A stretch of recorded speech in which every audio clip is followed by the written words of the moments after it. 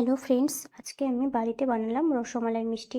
আমরা তো বাইরে থাকি, তাই বাড়ির ওখানকার মতো খুব একটা মিষ্টি এখানে খাওয়া হয় না। যখন খেতে ইচ্ছে করে এভাবে বাড়িতে বানিয়ে ফেলি।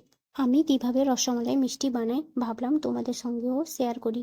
মিষ্টি বানানোর জন্য আমার লাগবে 10 টাকা দামের 3টা গুঁড়ো দুধের প্যাকেট, বেকিং পাউডার, ঘি, 500 ml দুধ, পরিমাণ মতো চিনি। দুধটা ফুল ফ্যাট মিল্ক হলে ভালো হয়, তো আমার কাছে নেই তাই এটা নিয়েছি।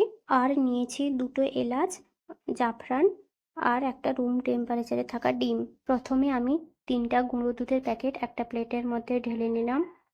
তারপর এর মধ্যে 1/2 টেবিল স্পুন দিয়ে দিচ্ছি বেকিং পাউডার আর 1 টেবিল স্পুন মতন ঘি দিয়ে ভালো করে গুঁড়ো দুধের সঙ্গে মিশিয়ে নেব। তারপর ডিমের গুলা অল্প অল্প করে অ্যাড করব, একসঙ্গে পুরোটা ডিমের গুলা দেব না, কারণ পাতলা হয়ে যেতে পারে।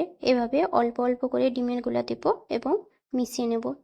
আমার এখানে একটা ডিমের অর্ধেকের একটু বেশি ডিমের গুলা লেগেছে।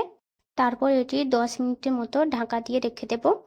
10 মিনিট পর হাতে একটু ঘি লাগিয়ে মিশ্রণটিকে ভালো করে মাখিয়ে নেব। তারপর এখান থেকে ছোট ছোট বলের মতো বানিয়ে নেব। এভাবে সবগুলো একই রকমভাবে বানিয়ে ফেলবো।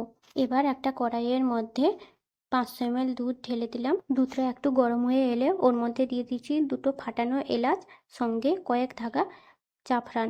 এবার দুধটাকে একটু নাড়িয়ে চাড়িয়ে ভালো করে ফুটিয়ে কিছুটা ঘন করে নেব। তারপর ওর মধ্যে দিয়ে দিচ্ছি একে একে সবগুলো মিষ্টি। একবার নাড়িয়ে ঢাকা দিয়ে 10 থেকে 15 মিনিট মতো দুধটাকে ফুটতে দেব। ঢাকা খুলে একবার নাড়িয়ে এর মধ্যে অ্যাড করব পরিমাণ মতো চিনি। চিনি দেওয়ার পর আরও কিছুক্ষণ ফুটিয়ে নেব।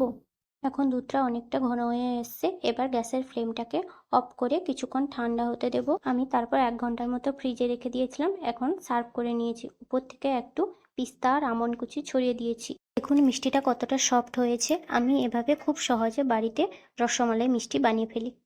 আমার এই ভিডিওটি কেমন লাগলো অবশ্যই কমেন্ট করে জানাবেন। ইউটিউব থেকে দেখলে চ্যানেলটিকে সাবস্ক্রাইব এবং ফেসবুক থেকে দেখলে পেজটিকে ফলো করে পাশে থাকবেন। ধন্যবাদ সকলকে।